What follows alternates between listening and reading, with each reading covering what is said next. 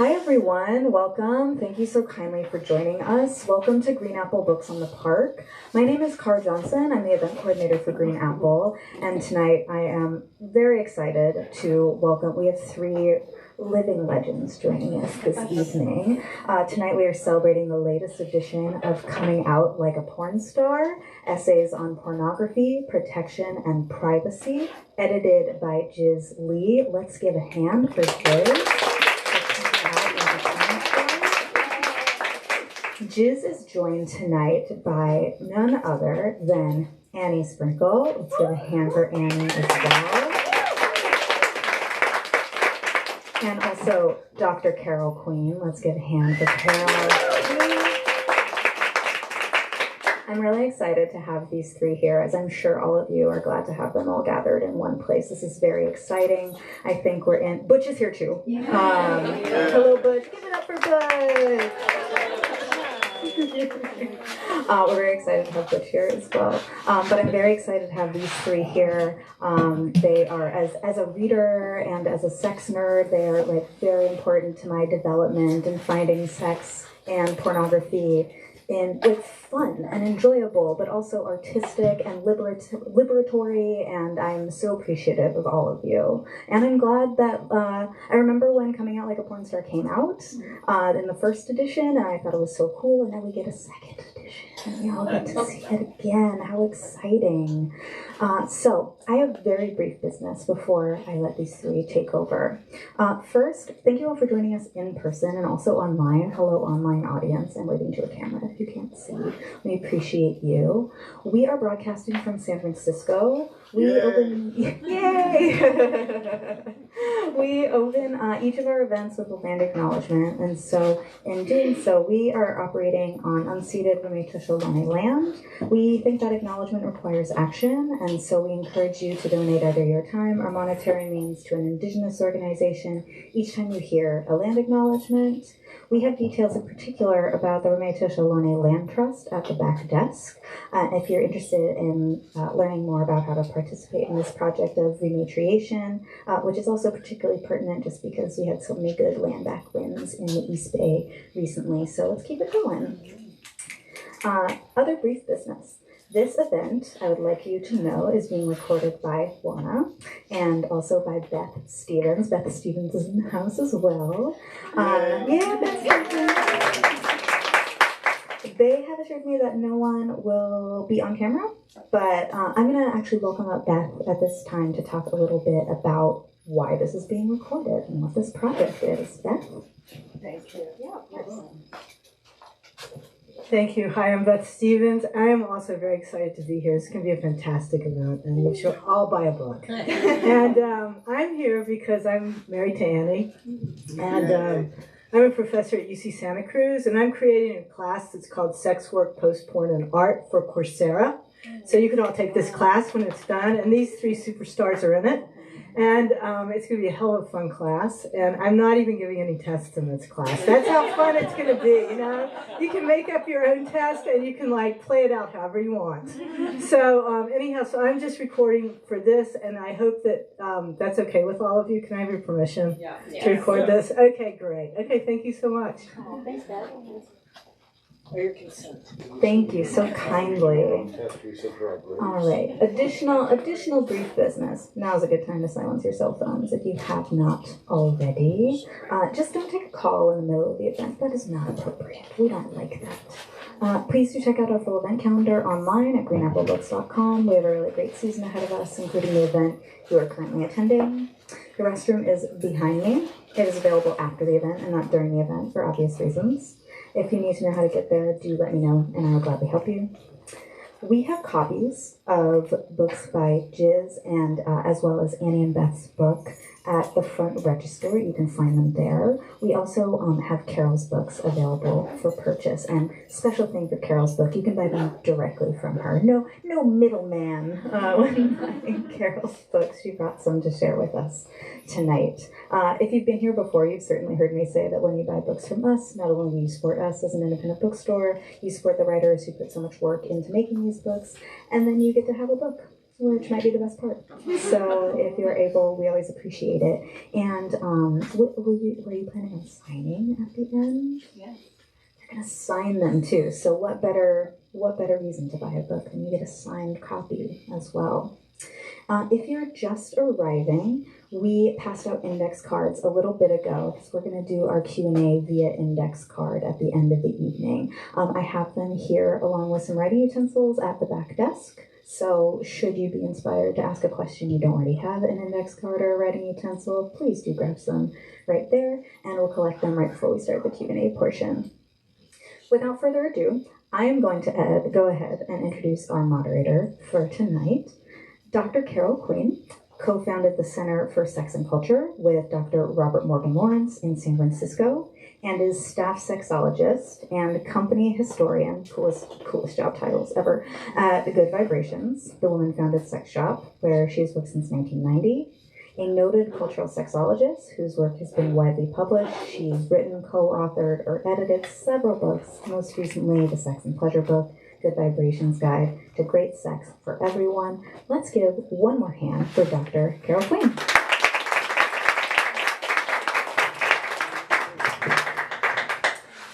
Thank you. Thanks, everyone. I can't believe I've been here twice in a week. It's fantastic. I'm starting to feel real at home. And I couldn't be happier to be here in support of this groundbreaking and mind-blowing book. I'm so excited that it's getting a new and expanded life, and so I'm gonna say a little intro for each of you. If I miss anything that you think everybody ought to know, please just shout it out either now or when you start to speak and read.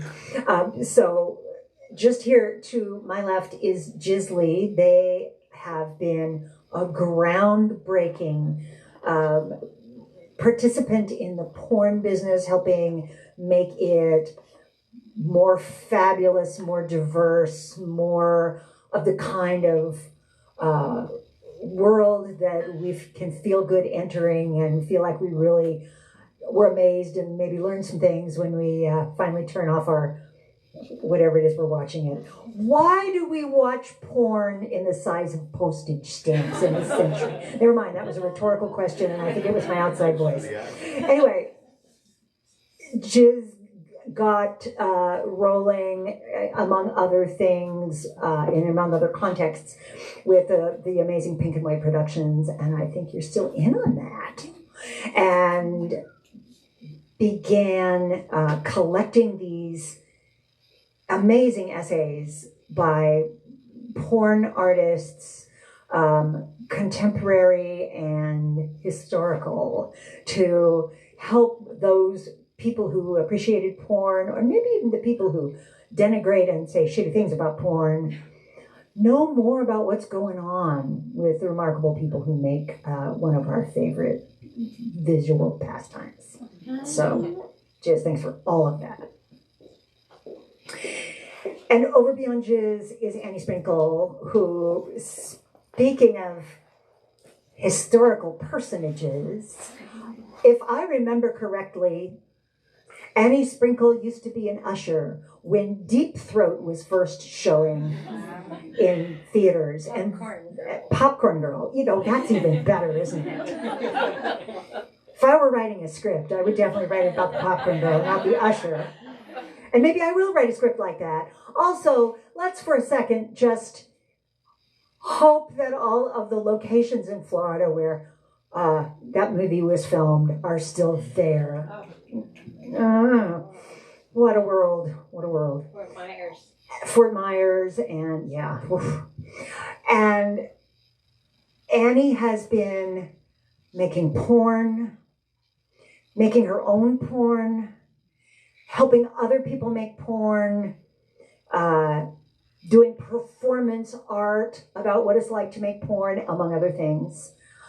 She counted how many miles of cock toward the moon she had sucked over time in her, and that was a long time ago. I think the math is probably, maybe it's changed, I don't know, who knows? And has been a person who with open arms welcomes the creative vibe in all of us who have come after, and is a beloved person in her own original generation. So I can't even tell you how exciting it is to be sitting right next to both of these people, because porn changed my life and possibly also yours. So I think we want to get started saying a little bit about the book, don't we, Jiz? Do you want to read first? Sure. I guess I can say. Is this thing on? Yeah, I'll give this to you if you want. I think we'll share. Yeah. I am very grateful for 3L Media for taking on the book 10 years ago, and to make it possible. And I'm grateful for the contributors for having my trust and bringing it into fruition. During COVID, the publication shut its doors, and they let me know. It reminded me that I did have the rights, that I could take the book somewhere else. So I'm grateful also to Feminist Press for not only wanting to pick up the book and bring it back into distribution, but also to spend the time and resources and money to bring in a couple more essays to catch us up to the current day. And to help reorganize the book. I had it in alphabetical order because I could not for the life of me figure out how I was going to make it flow. And now it actually has sections, so much more syllabus friendly as well. And also the graphic designer, Jamie Baser, redid the cover so it reflects my top surgery, which is even one more reason to be more excited about the book. So I jump in? Yeah, I feel like one of the ways to introduce this book is to see how you introduced it as you were prepping it for people to start to read. So if you want to start there to share, and then we want to get Annie in on it when you've read your section. Okay. How to Come Out Like a Porn Star, an introduction to the first edition. It all started with one ignored phone call from my dad. You see, I'm a terrible liar. And answering his phone call meant having to explain why I was across the world in Berlin. Porn. I was there doing porn with Cheryl Dunye. Big deal. So exciting. Yeah. I let his call go to voicemail and slumped down on the ground. This wasn't one of those moments where I avoided a phone call because I was either too busy or just not in the mood to talk. No, this one single moment represented something much more profound and problematic. Jet-lagged and defeated, I sat there on the floor, haunted with the realization that I was going to have to come out finally to my family about my other life in porn. How does anyone begin to do that? Coming out like a porn star started from the personal questions I asked fellow performers as I struggled with the reality of telling my parents about my increasing involvement in the adult industry. Were others out to their parents? How did they talk about it to their siblings? What could I learn from their experiences? In asking the question, I realized it hit a nerve. Everyone had a story to tell. Some were heartbreaking, others casual. Some surprised and inspired me. Stories ranged from funny to fucked up. They taught me about stigma. They revealed privilege. They gave me relief. They made me furious. They encouraged my own process of coming out. And through their examples, I found myself more prepared. I had been performing in porn. I'm going to jump around a little bit in the sake of time. I'd been performing in adult videos since 2005, but being in a niche queer porn genre, I dabbled through the early years in relative obscurity without feeling much like I needed to tell my family anything, unless they had actively sought it out or a friend let something slip on Facebook. Their chances of coming across me were virtually nil. But as my career grew, so did the chances of them stumbling across my photo in a news article. This hobby of mine was getting serious, and so was the very real possibility of being outed to my family. I was traveling for gigs. I had begun performing in Los Angeles, and I'd been featured on box covers. I was invited to speak at schools and given awards in other countries. I was regularly contacted for interviews by mainstream press. And years later, when my stepmom would open up her laptop to find me on the homepage of MSNBC, I'd exhaled the biggest sigh of relief that she already knew was proud and had my back. At the time, I had been keeping all my porn adventures a secret. I'd been hiding all the excitement from my life from some of the closest people. All the excitement from some of the closest people in my life. I was keeping it from them almost as if I was ashamed of what I was doing, when in reality I was very proud. I feel like I cry every time I read this, even if it's been like a decade. But That's okay, us too. yeah. I'm just a very wet person, what can I say? What was the real reason I was keeping this part of my life from my family? Why hadn't I kept them in the loop? When I got that phone call from my dad, I realized suddenly how far off the map I had drifted. This distance made me feel like I had been living a double life, but if I didn't tell them soon, they would find out on their own. I made a sincere vow to tell my dad the next time we were together in person. It wasn't easy. Jumping ahead a little bit.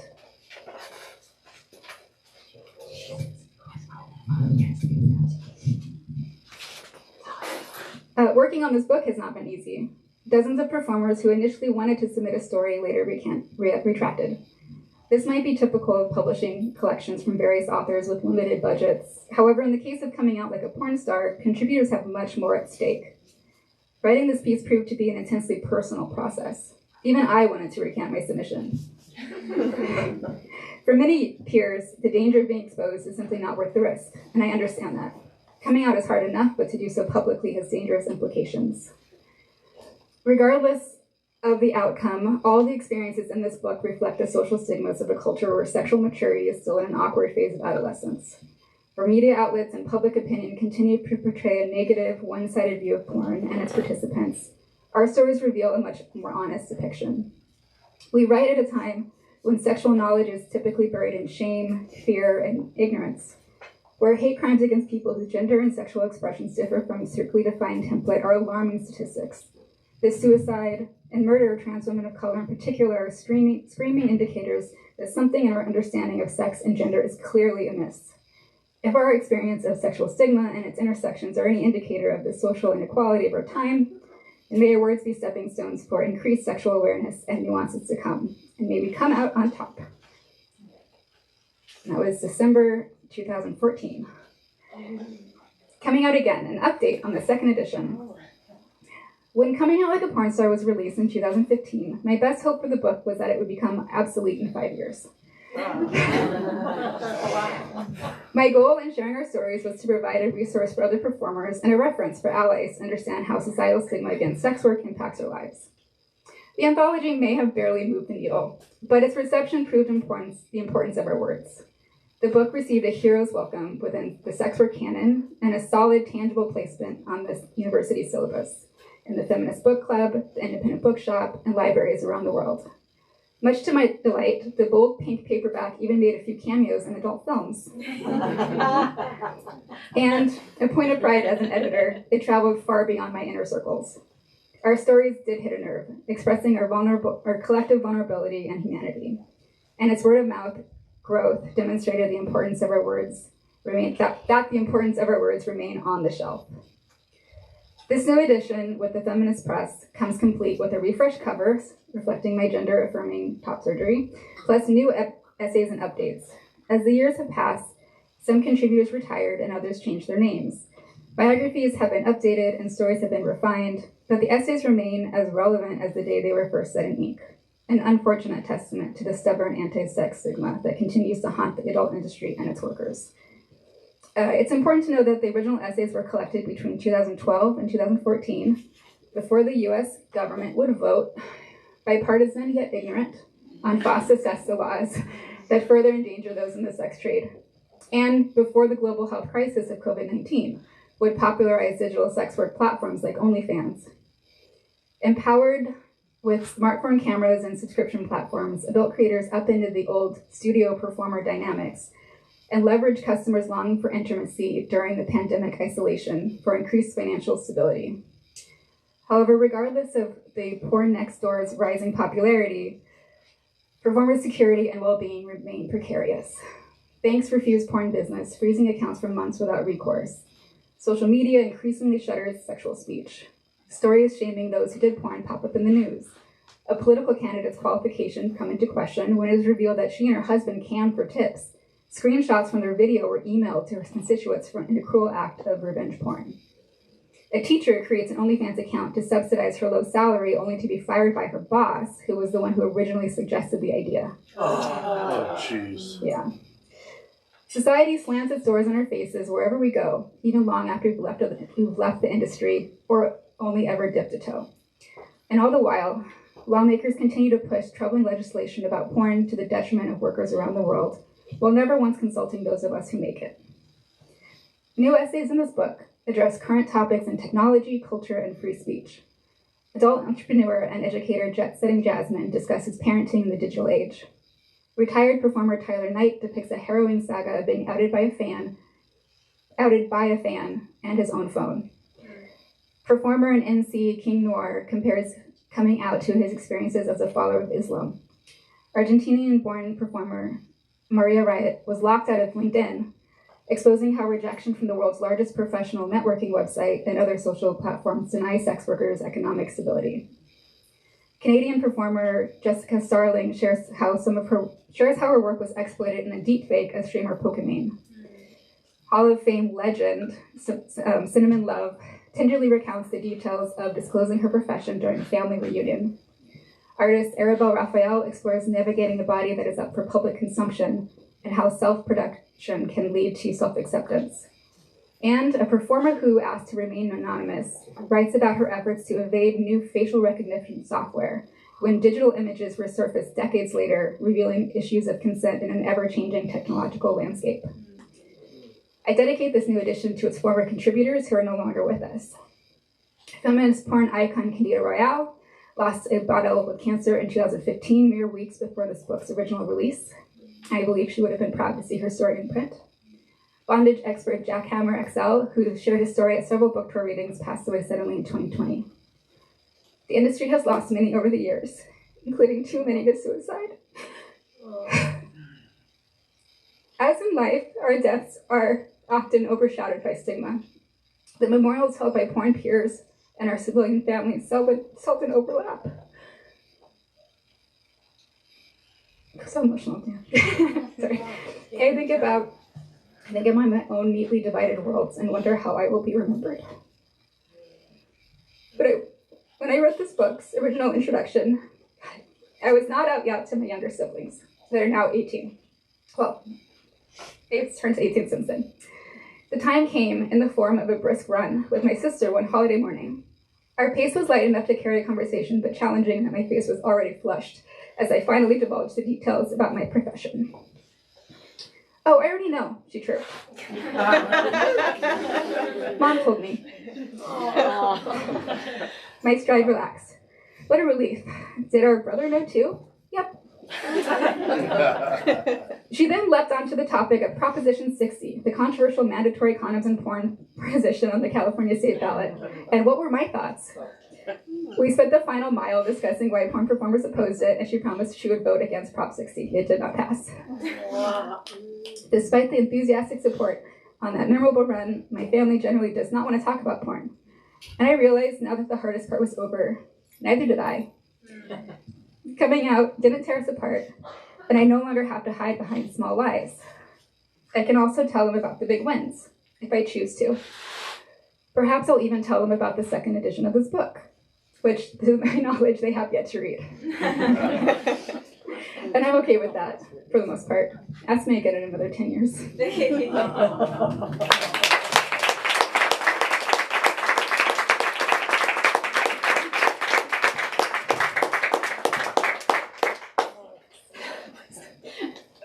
It's emotional. Of course, you're emotional.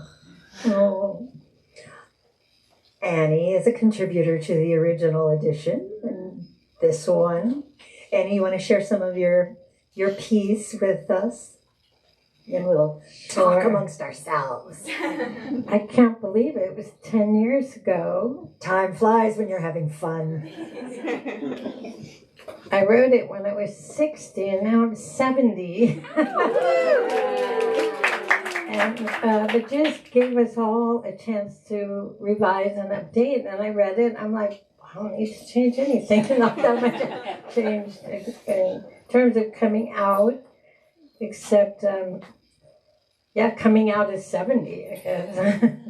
So, I really, Oh, no. Oh, maybe. I got to review the first edition. I want to say how Dr. Mary L. Miller Young's intro is really good in it. And she talks about, all the issues that people face coming out. And the book, it's so rare. I mean, I don't think there's any other book that has so much about porn stars' families and how they feel about their families. And it's very interesting. And it is emotional. I mean, this is deep, deep stuff. But also the cover is so cool. You want this on your coffee table. I had to look twice. Yeah? What?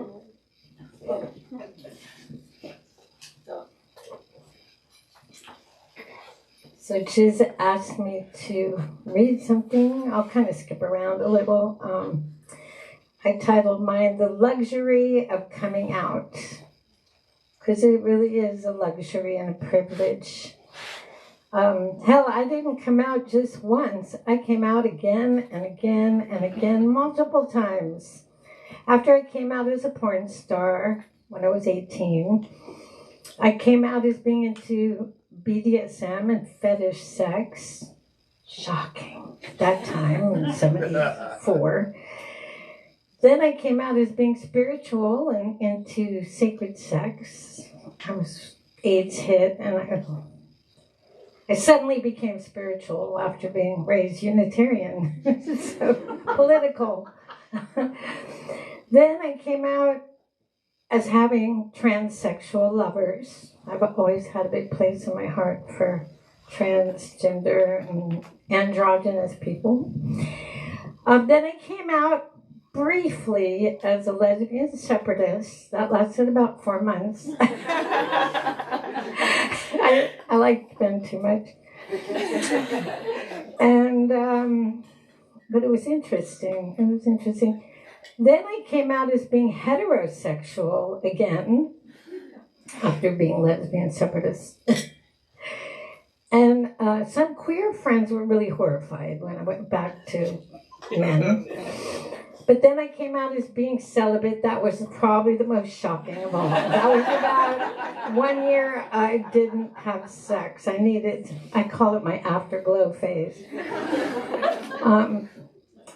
So that was pretty radical in the sex industry and sex world. Then most recently, I came out as ecosexual with Beth after we married the Earth in 2008. And let me tell you, people really roll their eyes with that one. Every time as I came out as something new and different, I faced people's shock and judgments and rejections. Always the rolling of the eyes. What is she's so weird. What's she doing now? So I'll skip around and say, when I came out to old friends in porn, that I was in porn, they didn't understand why I chose to do porn when I had so many opportunities, but no one shunned me, at least that I was aware of.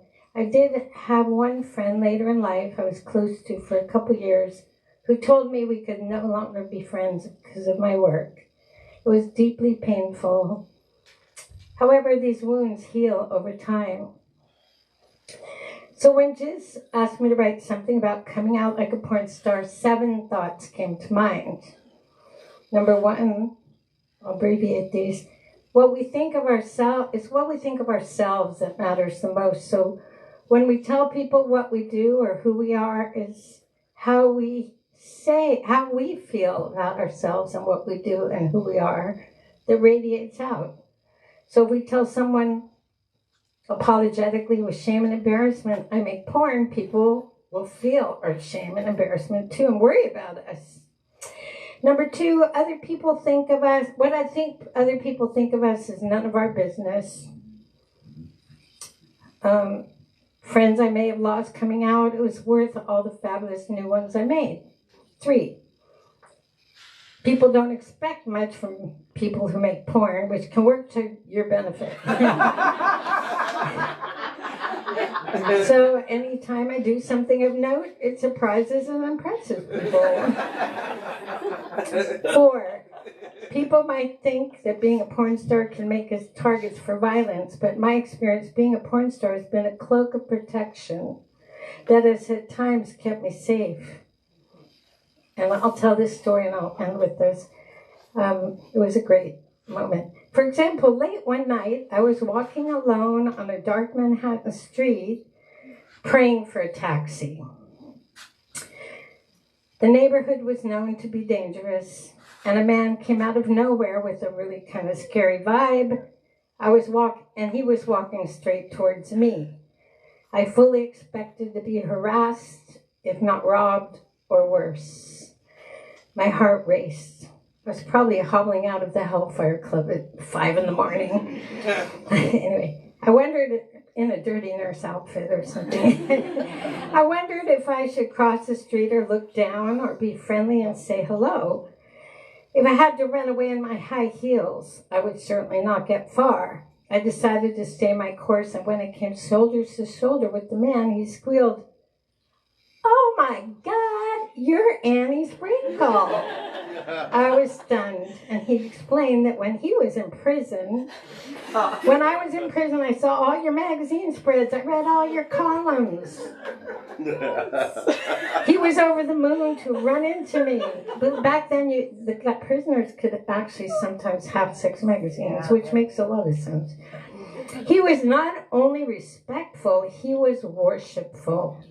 He offered to walk me to get a cab. Suddenly, I felt totally safe with him. His name was Sweets. He told me he had been in prison for several years for pimping. He said my photos and stories helped him through tough times. I had a magazine column coming due, so I asked him if I could interview and photograph him a few days later. We did the shoot in my apartment. I hired porn star Sharon Kane to pose with him, and we all had a great day. And I got a great story. I still have some of the pictures. So porn gave me street cred. Sweets and I stayed in touch by phone for several years. Last time I heard from him, he was back in jail for selling VCRs from the back of the trucks, which were actually empty boxes filled with rocks. And I also talk about, I'll just say one more, you'll have to read the book for the rest of the things, but coming out is a luxury and a privilege, and being out is being free. Thank you, Annie. And thank you, Jiz. Oh, I am really moved by both of those, and they're so different, but they've got this through line of, having to make the decision to live in your truth and not have a persona that hides you, because the persona often doesn't hide us, at least not adequately.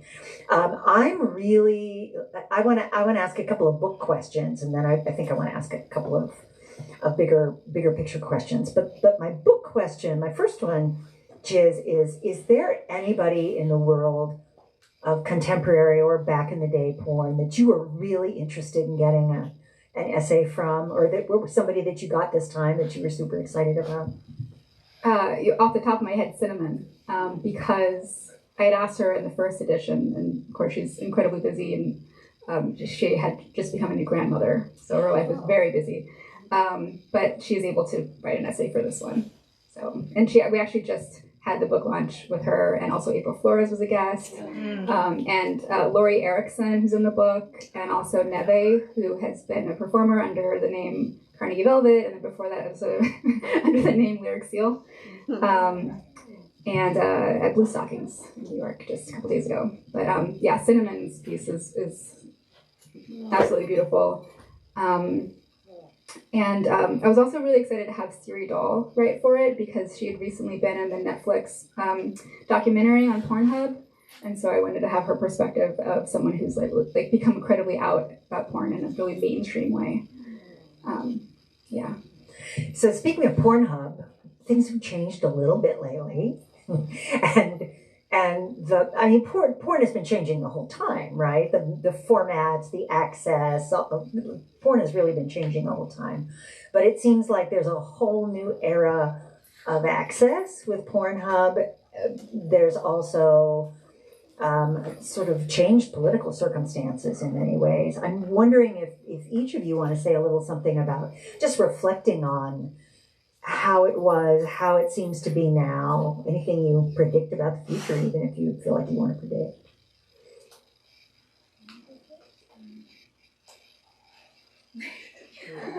Okay, well, when I think about access to porn, at least in my memory, and I was born in 80, is magazines, so print porn. And then after that, there was a video store that we had, a rental store that had a beaded curtain in the back that you could go to. Classy.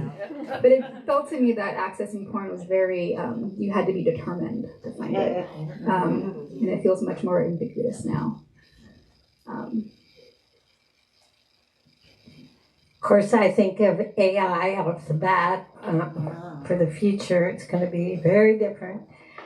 But we're facing an election in a few days, and I feel like if Project 2025 takes, over, there's a Bible in every classroom. I've seen that pendulum of freedom and repression swing back and forth, and it is going to swing back.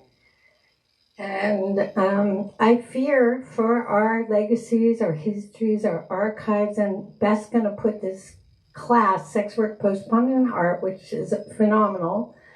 16 interviews with really amazing people. We're going to try to get it on the blockchain to protect it, so we got to start protecting. But at the same time, all this stuff eats up all our earth resources. So I'm concerned with the amount of fucking trees and all that costs the computers and all that stuff to eat in our earth. So I'm concerned about the environmental issues. So I think we have to go back to live sex shows. And theaters. More theaters. I think about where it would go in the future, and just my brain is going to one of the essays in the book that's written by someone anonymously about the facial recognition software. So she did porn right when we started doing DVDs of porn, and it was queer porn, and it was something that felt to her like a community thing, where it was like a love letter to the queer community. And this was before porn was on the internet. It more freely as it is now. And so just like truncating her story, basically she decided to she heard about facial recognition software, decided she'd try it out, and all of a sudden found a lot of her pirated porn from decades prior from those queer porn movies pirated online, and it freaked her out a lot. Because even with her, she had wrinkles now, and her hair was different, and she felt like her face was very different. The software called her out on it and was like, "This is you." I think for her, the issue was that she's happy and proud of what she did for within queer porn companies that she's working for and the people that she's working with. But if she had known this is where it would end up, she would have made a different choice. And I think that's a lot of maybe our experiences, is like we go in open-eyed and freely giving our consent for what we understand it to be used as. But we're listening to SAG-AFTRA actors talking about AI reproducing people as background actors, and all this stuff where their image and likeliness can be used, and things can be used post-mortem. Your image can be used for something else that you would never consent to. And there's another story sort of related to this and this cross from technology and guessing where porn's going to go in the future, and that's with On Our Backs magazine, which I think we remember. I was actually in one of the last issues of it in 2005. So it was this kind of like a lesbian, queer magazine, and it at the time it was even hard to get in Canada. They had to smuggle it into Canada at sex shops up there. So it was spread word of mouth and very much a localized San Francisco, because it was based in San Francisco, more localized magazine that you can only find in queer bookstores. or sex shops. And there was an archival project a couple years ago that wanted to digitize the images and have them online as an archive available for queer communities to access. It's a treasure trove of history, right? Having been in it, I would be really proud to have that online. But some of the other models who posed for it believed it to be a print magazine that had certain limitations, and so they definitely pushed back. A couple of them found out about the project and pushed back and said they don't want their images online in that way. Their lives have changed since then. So, and unfortunately, a lot of the model releases are vague enough to protect the companies, usually, right, where it's like, I can't remember the legalese, but essentially they can, use it in any kind of future iteration to come. Fortunately, the magazine, whoever's like in charge of it now, I can't remember the word, decided to hold off on the project after hearing that because they wanted to respect the models. But that's another example of like where, not being able to foresee, will my likeliness be used in a game or in a, That makes me think of something that I'd never actually thought of before, which is that back in the day, archivists and librarians and academics were not delving into porno magazines and porno movies to write their theses and get their tenure, right? But that's no longer necessarily, well, it depends on your institution. But from the other side too, what a surprise, what a change. That this would be something that people have to think through. And I really think that one of the things that I love about this book and this whole discussion is the way that we need to think about how the ethics play out when we talk about this stuff. I value that. We get reminders through these stories about that. I want to ask you one more question, and then pretty much it's very close to time to get your written questions in. So if anybody has any that you haven't written down, I hope that you will get writing. But I'm curious about whether either of you can think of a coming out experience that you had with someone or needed to have, or suddenly somebody recognized you, or whatever, any version of coming out, wherever it came from, that was really surprising and didn't go the way you thought it would. Can you think of anything like that?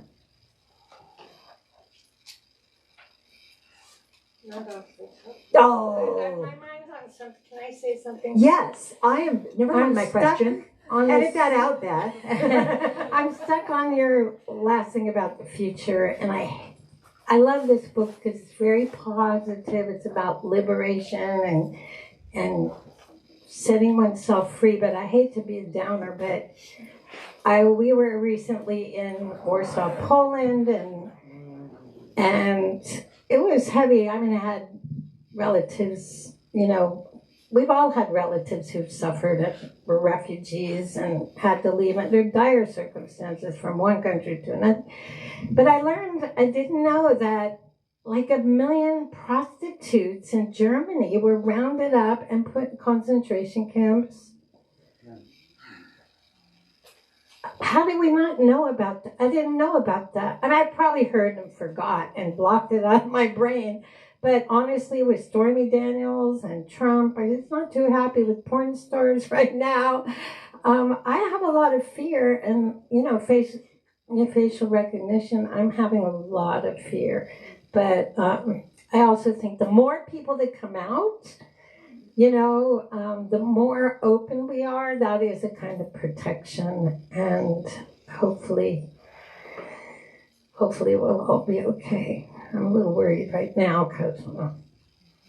Yeah, there's I've heard from some sex workers who do digital like online sex work, were crossing from Canada or wanting to cross from Canada to the U.S. and their face pulled up. I guess there was a ban list, and so they were banned from crossing the border because of that. But it's also, like the question of whether or not, having Pornhub or online tube sites or whatnot, making porn more common, makes it more familiar. Having more people on OnlyFans makes it less of a bad thing. I read a stat that this year came out that there are 2 million creators on OnlyFans. Wow. Wow. Yeah. So Porn creator? porn creators, not the fans, the creators. Yeah. So it makes me wonder, if there are enough of us, can I say something? Yeah. Something about the fans. I want to acknowledge some of the fans too, because I'm thinking of how Linda Lovelace, when she became anti-porn with the anti-porn fans, but she needed a liver transplant, and it was the porn fans that paid for her liver. They did a fundraiser, even though she had turned against porn. The fans still loved her. So I think the fans could be important in this next phase. I wish more fans would come out. We need the fans and the Johns and the Tricks and your clients or whatever you call them. We need them to come out. Oh, I was going to say that. I think, part of porn is a spectacle, right? It's a cultural form that's designed to excite us. It's high profile. It probably always will be on some level. I mean, I can't quite imagine a culture where porn isn't completely denigrated, but where it's like, nah. Oh, I don't know. I watched a porn once. I can't imagine that because it goes to some really deep places in us, right? It's compelling, and I really think that the kind of shame that people assume porn stars must carry around, porn performers must carry around, or anybody involved in the porn world. I think that blanket of shame, to the degree that it exists there, exists at least as much out in the world of people who consume porn. And so when we're talking about these individual stories, I'm seeing reflections of so many people who found porn meaningful in one way or another and probably don't share that information with a whole lot of other people. Jiz, I think you need to do coming out like a porn fan. That's such a great idea. Then you could just do that on BART by picking it up. And friends, it's a movement. And something about the people who consume porn. I mean, they want sex information. They want to be thrilled. They want to be entertained. They want to try to get a sense of like what other people want. Not that it's always the awesomest use of that for that purpose, but people pick it up for that reason. And I just want, if one of the reasons that the Scandinavian model of prostitution policing is controversial among sex workers is because it criminalizes the clients, not the providers. And everybody's like, oh, but it doesn't criminalize the providers. Isn't that progressive? It's like, have you ever met a cranky ass client who's worried about getting busted and outed? They're cranky. It's not good. It's not good for us providers. And also, it's really bad for people who want to see their sexuality reflected in some way. I think it's really fundamentally sex negative and part of the policing of the ideas about sexuality and sexual diversity. I just feel like, and the diversity of the people that you got to be in the book just speaks right back to me about that. Yeah, and being in a bookstore, I can't help but think about book bannings and the weaponizing porn to attack trans and queer stories in general from being seen. Or drag queens stop reading books. Yeah. I hope everyone's registered to vote. You can do it online. Hurry up. It's almost time to do it. If anybody doesn't know what Project 2025 is, come ask me afterward and I'll rant at you for a couple of minutes and then you'll be like, oh my goodness, I'll go vote. Do we have some questions? Let's do it. I've been ranting so much lately. How about that? Okay. We've got a few questions, and thanks for those of you who wrote them. Who are some of your porn, sex work heroes and legends? I'm sitting between two of them. Oh, they're nice! I also want to give a shout out to Christopher Lee. If you're not familiar with his work, he was the first trans man gay pride parade marshal. He was a co-creator of the SF Trans Film Festival, and he was also a filmmaker, and two of his films were adult, and the third one had not been finished before his death. But the two of them have been digitalized. They were VHSs in their last form, and made the leap to streaming, so now they're on Pink Label. Wow, yeah, good. Yeah, under the care of the person who was editing his book, is editing his videos. And that person's also going to be working on the third video. So the unseen Dragon's Rising, I think? Dragon's Blood, that's the word of it, yeah. Yes, that's off the top of my head. I'm sitting to the left of the two of them, for real. But for me, my influences were Gypsy Rose Lee, the movie Gypsy. If you haven't seen it, it's such a great, inspiring film. And Sylvia Hollander's book, Happy Hooker. But there's so many. I mean, Nina Hartley has been incredible. My Club 90 porn star support group sisters. And there's so many. I mean, we've been best class. She's interviewing phenomenal people. So many. It's a great community. The Center for Sex and Culture used to hold porn star funerals for exactly the reason that, I don't remember which one of you said, but when, the family does not invite the porn star's fans to the funeral. So I want to remember Aunt Peg, who is the person who discovered Nina Hartley, so we owe her twice. And she continued well into her age and was she made a movie called Ageless Desire. Aunt Peg was gone too soon. And of course, Candida Royale, who was revolutionary in so many different ways. And we had a little tiny little fan funeral for Jamie Gillis.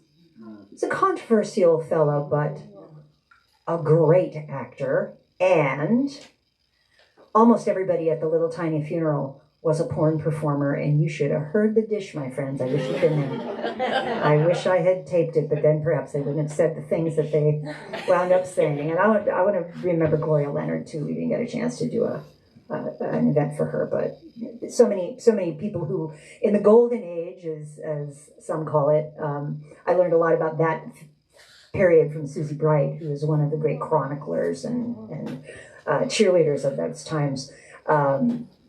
There were so many people who stumbled into it somehow, right? I mean, the amazing Georgina Spelvin, who was on the catering team. Is that a true story? And then she wound up starring in Devil and Miss Jones. It's a wonderful world, people. You never know what amazing thing will happen to you when you go down the street. Okay, when you were young, before you found this career, what did you want to be when you grew up? How do your youthful goals connect to the work you do now, if they do at all? What a good question. What did you want to do when you grew up, Annie? I wanted to be an art teacher growing up, and when I made my first porn film, I felt like, all right, if I do this, because I was behind the scenes, I was a fluffer at first for Harry Reams and Deep Throat. And I thought, okay, if I do this on-camera thing, 18 years old, there goes my chance of being an art teacher. Coincidentally, years later, I was invited to teach art. I've spoken at hundreds of colleges, and I married an art teacher. And so I'm a faculty wife, very proud, and helping teach art through my wife, sort of. I don't really have any memory of like what I want. It probably was like a veterinarian or something. I don't really remember. Yeah. Knowing me. Oh, I liked horses. It was like horse kid. Yeah. Okay, there are two that are similar, but they're different. I'm gonna do both of them. Although, actually, I'm gonna read them both one after the other, and then and let you two sort of riff around within them if you'd like. What are some of your fantasies of our future, less oppressed society? How do you personally cope, survive, thrive until we reach that? Is one. It's a great, great question. And what are the potentials, possibilities for a subversive, dissenting, liberatory pornography in the age of technocratic hegemony? I love you, smart fuckers. Yeah, this is such a sexy, it's a sexy, sexy sentence, y'all, and it's not even over. What are the potentials, possibilities for a subversive, dissenting, liberatory pornography in the age of technocratic hegemony? How can we, as pornographers, artists, scholars of sex work, use the tools and language of tech to fight back? That's hegemony. Those are Control. Okay. yeah. Translate really brief. How do you cope with how frightening the potential future of Project 2025, etc., is? And what is the pornography that really helps us stand up and, not just personal strategies for how we stand up and get through and fight back, but what's the porn that helps us do that? I think that's a fabulous question. Oh my goodness. Okay. Oh my goodness. I want to see a lot more eco-sex porn. I'm an ecosexual, and does anyone want to come out as an ecosexual tonight? Anybody? Well, come out. Do you love the earth, if you're lovers with the earth? 17 times. Oh my God, okay, we're all coming out. Damn! If you don't know what an ecosexual is, after you buy Jiz's book and Carol's book, then pick up one of ours. It's all about it. We did a film called Imagine the Earth is Your Lover, and got 23 one-minute films from out of 75. We curated them. And it was phenomenal people's porn, and from softcore to hardcore, of Imagining Earth as Lover. It's really a great piece. And Jiz did a beautiful piece with waterfall and April Flores. And I mean, really the best sex is outdoors. And I think about the porn movies I made, which was about, 150. The scenes that I did outside were always my best.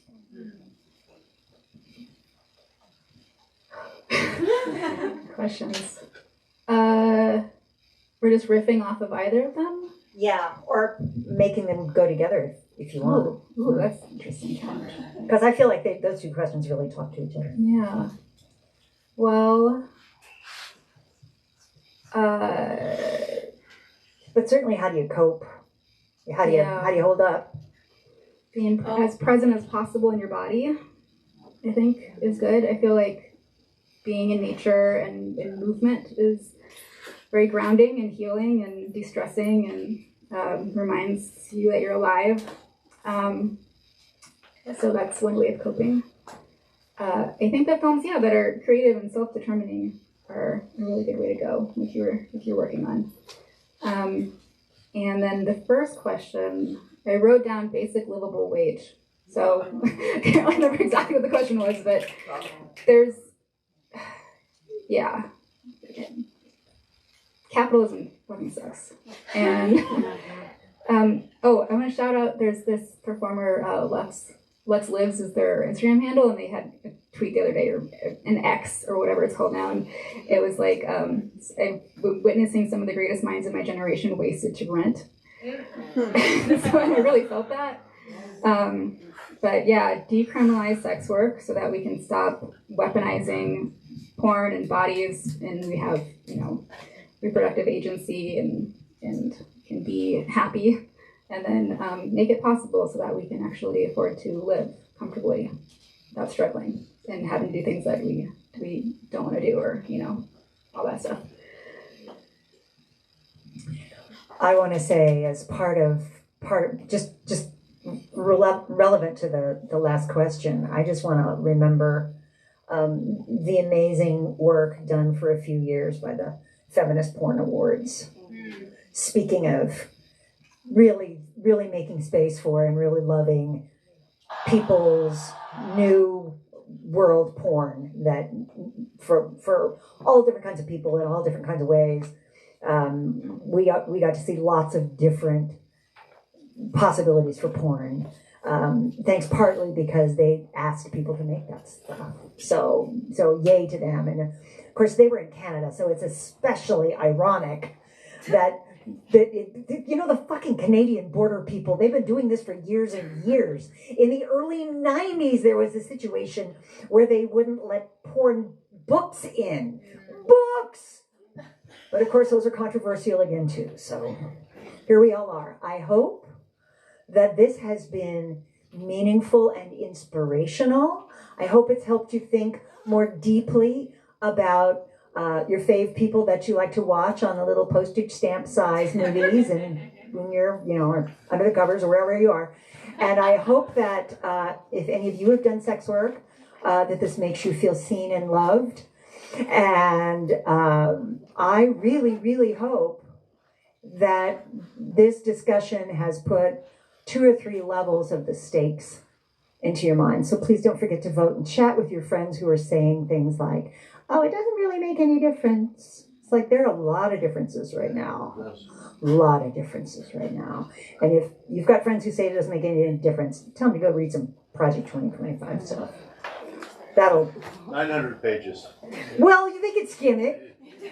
They could just Google the phrase and read what all the other people have been ranting about, because there's plenty of that too. All right, I think we're probably... What announcement? I think so. Sorry. Yeah. Saturday night at the Roxy 9:30, one of the world's greatest pornographers is going to be in San Francisco. Jiz Lee. Jiz is one of Julie's. She was a Venice Biennale artist.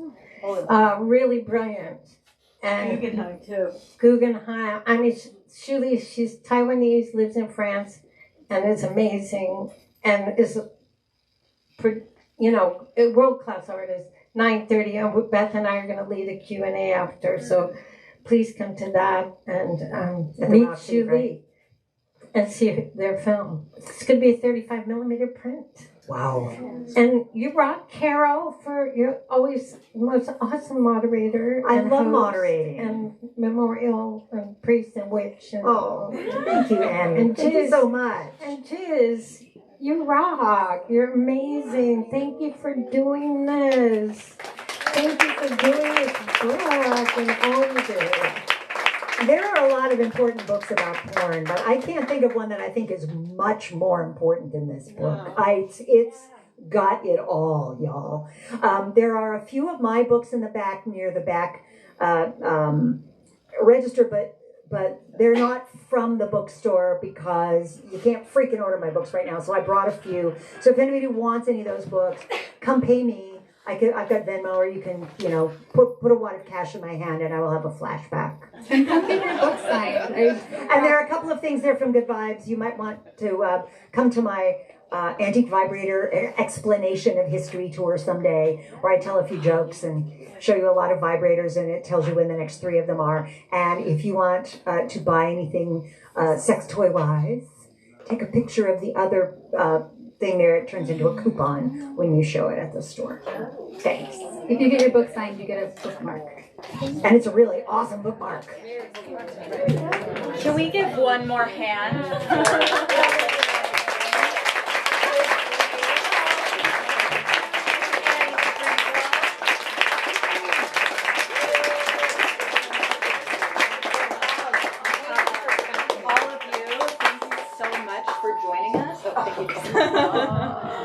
Thank you so much for joining us. This has been a total delight. It's okay. We're good friends now. This has been a total delight. I am so pleased to have you all here. I'll be brief. I just have directions. So, as Carol said, Carol's books are at the back desk. You can certainly give her monies up here. We have books by Jiz and Annie and Beth at the front register. You can find them there. All three of our authors are going to be signing right where they are right now. So, books at the front. Beth will sign. Oh, great. Beth will sign too. Books at the front. Bring them back here. We have other things. You can look at those as well if you want. Plenty of goodies. We will see you next time. Thank you so much.